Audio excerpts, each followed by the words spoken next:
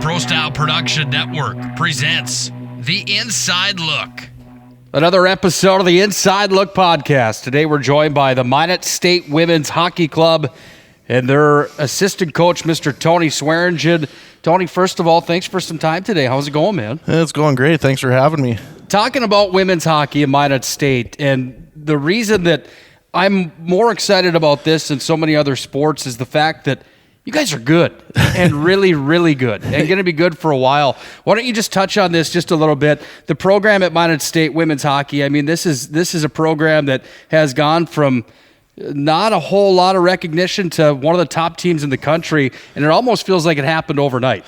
And it really did, and you know, Ryan Miner deserves a lot of credit for that. You know, he took over this club 2 years ago, and it necessarily was not in a very good spot, and he's done a fantastic job financially, really kind of building the foundation so we can build on the program and bring better talent in. And as far as your comment about us being really good, yeah, we were good this year, and I know most of the girls kind of feel like they didn't get the opportunity to finish the job that they had started. Talk about that just a little bit. This is such a unique time in the world today. And, you know, thoughts and prayers with everybody out there that is battling this, and we all are, you know, on lockdown basically. What is that feeling like for you personally? Let's not touch on the team for a second, but you as a coach that's got the number 2 team in the country, you haven't lost since October or something crazy like that. You're rolling into nationals with the best goaltender in the nation, and all eyes are on you to go and win this damn thing, and all of a sudden, boom, it's not going to happen because there's no tournament. I tell you, I'd lie to you, I'd be lying to you if I told you if I didn't see it coming. We had a conversation with another coaching staff at the conference tournament, and their university was getting shut down, and we kind of saw the writing on the wall. We were kind of hoping that things would kind of get resolved before the national tournament, or maybe wait for such extreme circumstances till after the national tournament so our girls could compete. It's not like we have huge crowds, so the social distancing thing, that was a tough pill to swallow. As far as the feeling is, this is a unique situation for our country, the whole world. It's a tough deal. You can look at it from one side and say this whole thing is blown out of proportion, or you can look at it from the other side and be a complete maniac about it and, you know, wear a hazmat suit outside. But I think you got to kind of find some middle ground on this. I think the NCAA, the NBA, when they started pulling their tournaments, they were doing it out of the benefit to look after their student athletes. And I fully support that.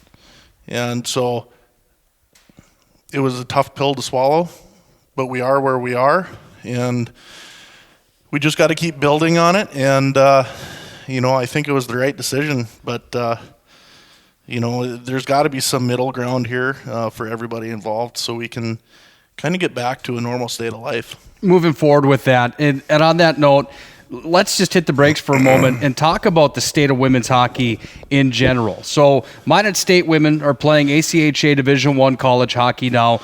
As a whole, in women's hockey, touch on this just for a moment here, Tony. What is the state in your mind of all the way from the top level all the way down? What is women's hockey looking like here in 2020? Well, I think it looks very promising, especially, you know, the NCAA is obviously a very competitive league for women's hockey. You look at the top powerhouses, but even some teams that really haven't been doing as exceptionally well as those powerhouses, they're starting to creep up on them and get a little bit better. And as you go down the ladder through leagues, and you know, at the collegiate level and even at our level, the competitiveness is growing. It's huge. You look at our conference alone, every team in our conference was ranked in the top 10 in the nation. So you look at it that way, it's very promising. You get down to the high school levels, it's even more promising. You look at the numbers of girls that are involved with our sport all over the state in other states. This is something that is taken a while to really get off the ground, but it's definitely headed in the right direction. Touch on your program for a minute, and why is it that Minot State women's hockey all of a sudden overnight seems to be this team with this culture and this swagger and these girls that can play, and from top to bottom it just seems like that is a well-oiled machine that just doesn't miss. Where did this come from? How did that all happen? In your mind, it's almost like the old story of the Magic City. Just overnight, here it is, and Minot State women's hockey is on the map. Yeah, it's fun. A lot of that goes in just the mental attitude of the girls that we're recruiting. There's not a girl on our roster that likes to lose, and that's great. They're very competitive with each other in practice. They're competitive in the classroom. Very, very proud of our girls academically. We're one of the highest GPAs on campus for a team, and that competitiveness in the classroom and what they grew up with at home, it just spills over onto the ice for us. And the fact that as a coaching staff, we try to hold them accountable every single day. If they're not working hard, if they're not doing the things that we are expecting them to do, it's definitely a two-way street of communication with our girls. We tell them that right off the bat. And they have every right to come to us and ask us questions. And, most of our girls, they're not afraid to speak their mind. And that really feeds into the competitive juices, and it really keeps you in check as a coach as well.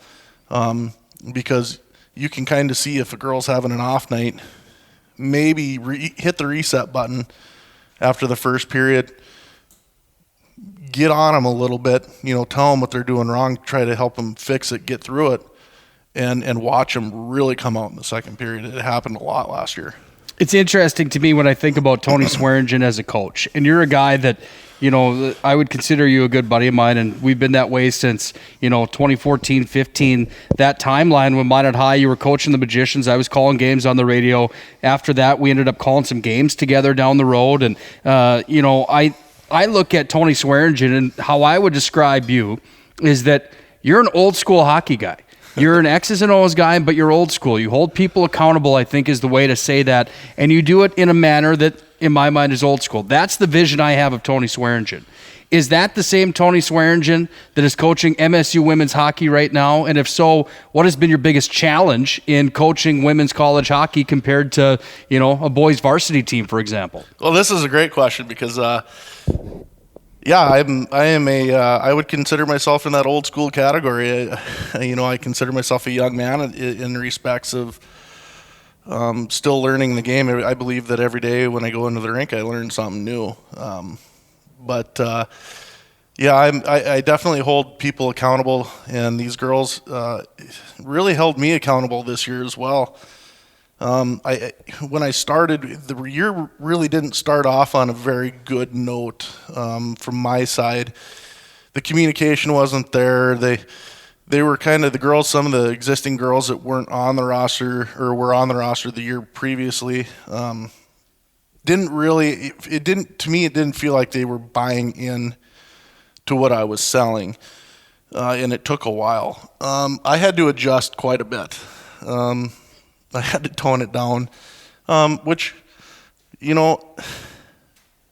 I learned more about coaching this year than I did in any of my previous years. And I attribute a lot of that just to making the switch, because females don't accept constructive criticism the same way that males accept constructive criticism. And that's not a knock on either gender. It just, you can address a male one way, but you can't address the female the same way. And it took a lot for me to learn, but I think once I learned how to do that, I believe that the ladies on our roster finally really started to believe in what I was selling. Well, whatever it was with you and Coach Ryan Miner there, you guys went 18-4-1, number 2 in the country, heading into the national tournament. Your depth of this hockey team was something to be talked about. The talent level was something to be talked about. I mean, when you look at the best players in the country, Tony, in your mind, it looks on paper that some of those girls make their home at Minot State University. Is that a fair statement to say? Absolutely, and it's only going to get better for us. You look at our next year, the numbers. We're gonna expand our roster a little bit, and next year we only have 3 seniors and 3 juniors. So 6 upperclassmen. Six upperclassmen, and the rest are for sophomores and freshmen. So you look at that success and the fact that we only graduated a very small number this year. We lost some girls to transferring to other schools and things like that. But for me, it's been unreal to look at the talent that we have coming in. It's super exciting. It makes my head spin a little bit at times when I look at this list of girls that coming in, because you'd like to just send them out there and let them go. And I don't know how much coaching I'm going to have to do next year, because this is how talented this group is. Touch on some of those girls that are local. I know that Esslinger was signed. That's an interesting story, with Mike playing, her father playing at Minot State, and now she was a stud for Minot High this year. The Majets had their best year on record, 3rd place at the state tournament. Got a couple girls from Bismarck lined up, and some real good hockey players there. Touch on what that brings to the table with that local flair in this program, mixed in with these all-stars from across Canada. Well, it's really exciting to get O'Malley Esslinger signed. I had a short conversation with her before the season even started last year about what her plans were, and she wasn't really sure. And I asked her if she'd be willing to take a tour of the campus, and she said yes. And we kind of continued conversating and whatnot. But O'Malley, first, second generation Minot State Beaver. Her dad played, and she's the very first child of a previous player to play for Minot State. So that's exciting to get somebody like that, and especially somebody who has her talent sets, and she's got some growing to do. Obviously, like every freshman does when this isn't high school hockey anymore. And so she's definitely got some growing to do, but she's going to be a huge asset for this program for years to come. As far as the Bismarck girls, my first 2 recruits actually that we signed, and I couldn't be more excited. Riley Ball, Bismarck, 6-time state champ. Anna Gurman, same thing. It's pretty exciting to get girls who already know how to win, and then they have that talent set too, and you're just, it goes back to that deal where, you look at the girls coming in and the girls that we already have on the roster, and holy smokes, I'm excited for next year. 6 upperclassmen. Is the question then in my mind goes to this: does Minot State women's hockey all of a sudden become a launching board to a Division I ride somewhere? And is that a concern of yours, that the talent you're bringing in is so good, and they've got the opportunity to be so good here, that of the core that you have now, are you going to be able to keep them around for the 4 years coming in? And is that something that you and Minor have discussed, or is that something you're even worried about? I think it's something that it's always been on our minds when we recruit these girls. We see their talent. We know who we're competing with in the first place before we get them. So it's not like they don't have the talent to already be there. With that being said, listen. If University of Minnesota Golden Gophers Division I team comes and calls us and says, hey, we want to talk to so-and-so, we're never going to say no. Our job as coaches is to propel girls to the next level. That's always been kind of my mission statement as a coach.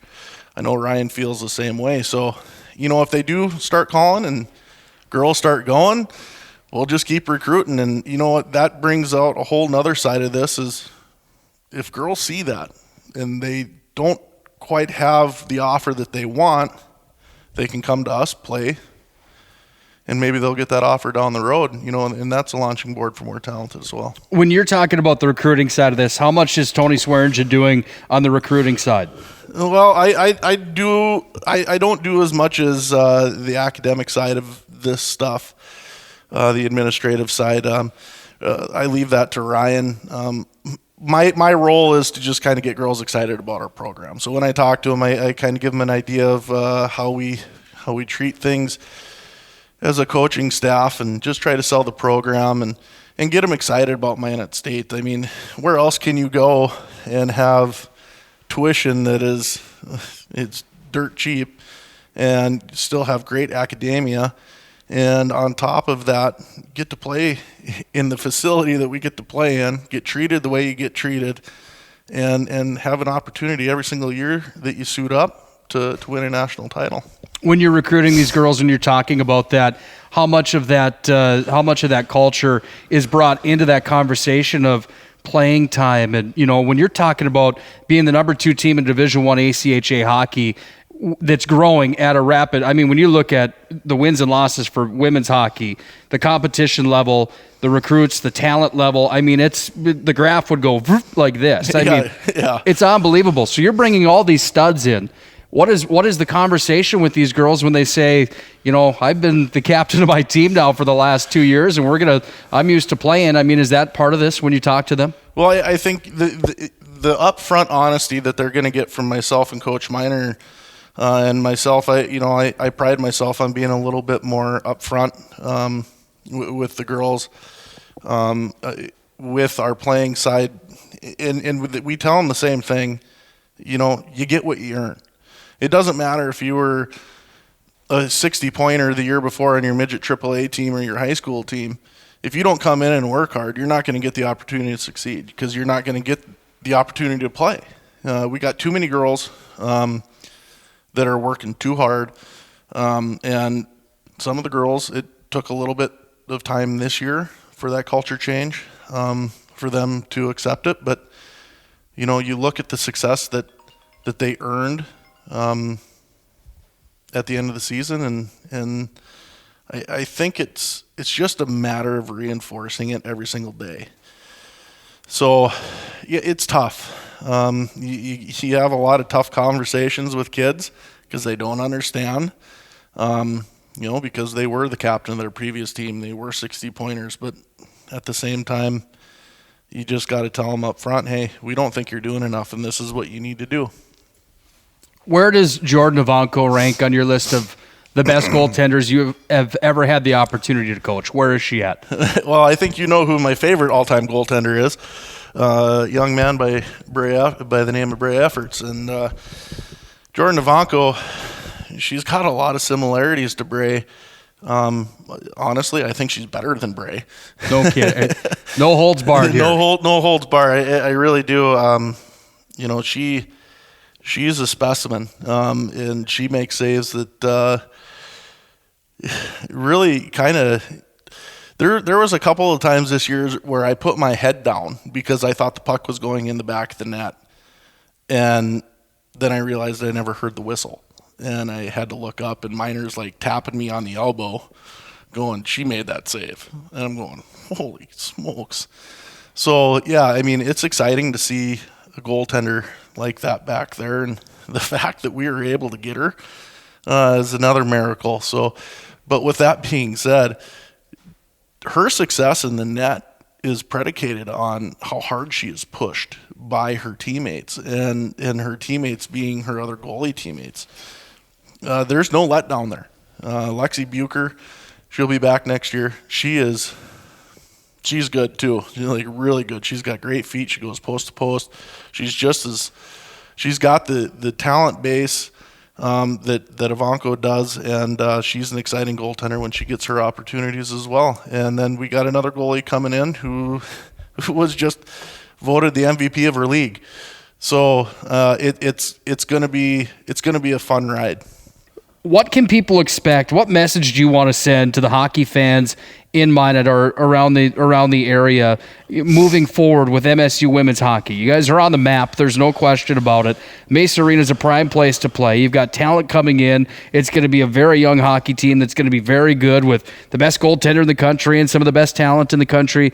What would your number one message to people that hear this podcast be moving forward about MSU women's hockey? I think the biggest thing is, if you haven't been to a female hockey game before, and I have 3 daughters, so I'm always at the rink watching girls hockey, but come and watch us, because this group of young ladies, they attack it every single day, no differently than the men's teams do here in town. The Toros, and the men's Beavers team, and you're starting to see the success build with our program as that the men's team had built. We just don't quite have the support that those two teams have, and it makes it tough because, you know, operating budgets are operating budgets, and so, I mean, if the community can come out and give us a hand, I mean, we're going to put on a good show every single night. Those girls are going to earn your respect, and you know, we certainly could use the support, because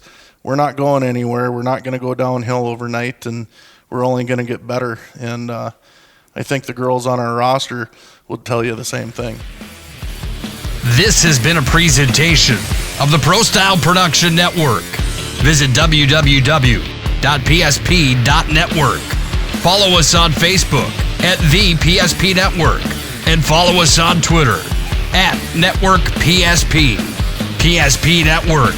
It's game day.